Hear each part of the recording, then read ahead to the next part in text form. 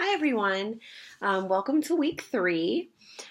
So, I wanted to just take a minute to talk about the assignments for this week and let you know what you have coming up. So, week 3 has 2 different assignments that you're going to complete.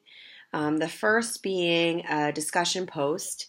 And it's They Say, I Say, page 51. So I'm just going to, I did post the description of the directions. It's the first thread in the They Say, I Say, page 51 post in the discussion board.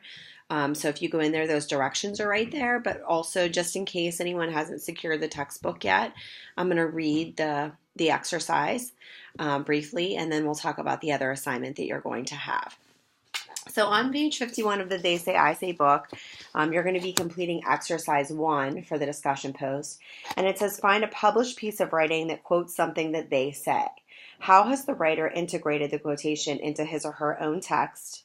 How has he or she introduced the quotation? And what, if anything, has the writer said to explain it and tie it to his or her own writing? And based on what you've read in this chapter, are there any suggestions that you would suggest? So when it says a published piece of writing, that could be a journal article. Like, let's say, for example, you already have decided maybe what you want your research topic to be, or based on the Believing Game assignment that we did for this past week, maybe that topic is resonating with you and you want to choose an article, related to that topic. That's perfect. So that's the route that I think everybody should take. If you have decided on potentially what your research paper topic might be, you might want to try to find a published piece of writing based on that topic. And the reason I say that is because, that's going to eliminate work for you later when you have assignments where you have to review articles. So if you collect, an article or 2 now, you're not going to have to do so much work later, in order to complete some of the research components of the course.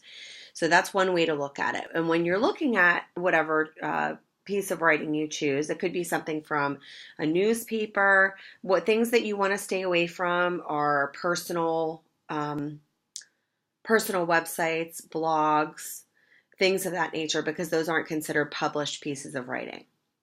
One thing that you can use if you're not familiar with using library databases yet would be Google Scholar.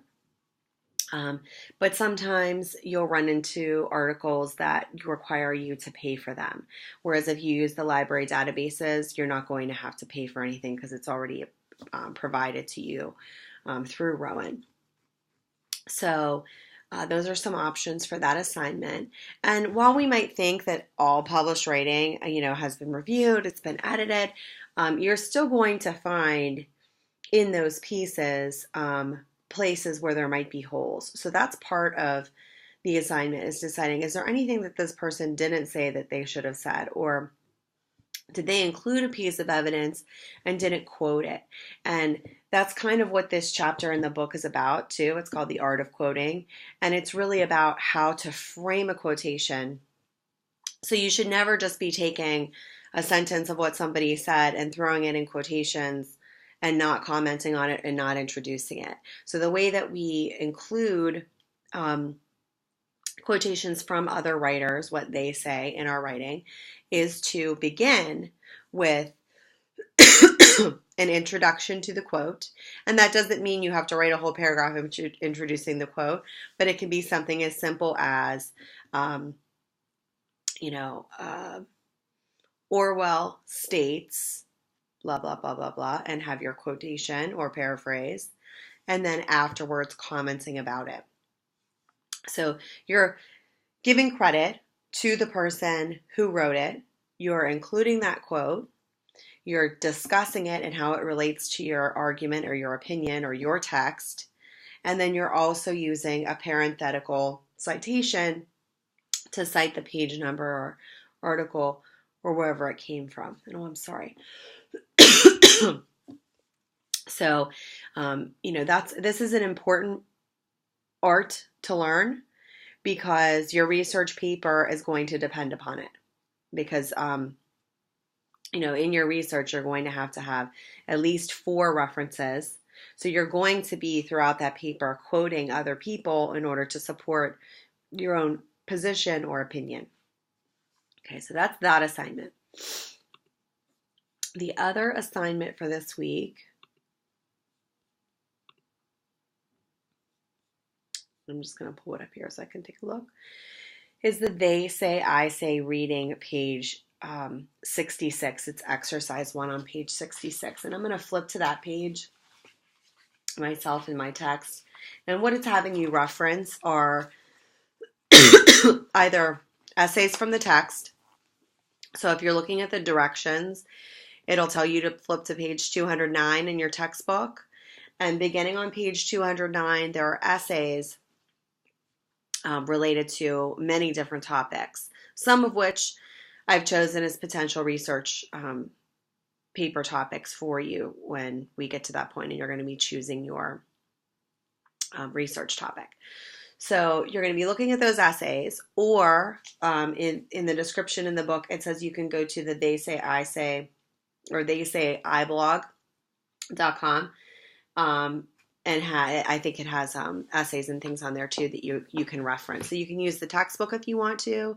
And again, I know, some people had emailed me and contacted me regarding the textbook and not being able to get it in time to complete some of the assignments. So you might want to go to theysayiblog.com in order to complete this assignment.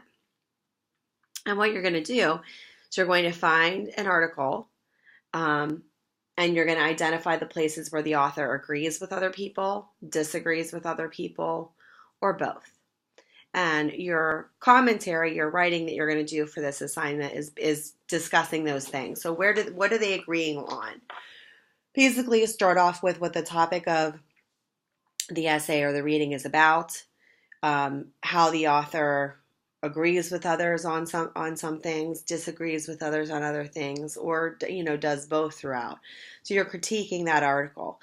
And the reason that we're doing this is because it's good to collect examples of both good writing and bad writing so that we can know what to do and what not to do. And that's what's good about this textbook too, because it gives you examples of what not to do, how not to be redundant, how to make sure you sandwich your quotations, things like that. So this is a really important section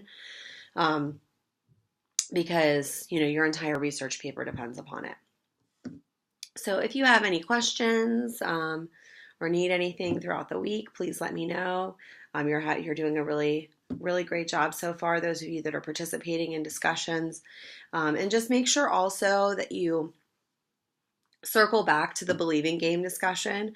So I did respond to some of your posts and said which one I thought was your personal opinion. Make sure you circle back tomorrow and let us know which one of those paragraphs was actually your opinion so we can see if we guessed right. All right, so have a great week, and I'll see you guys soon.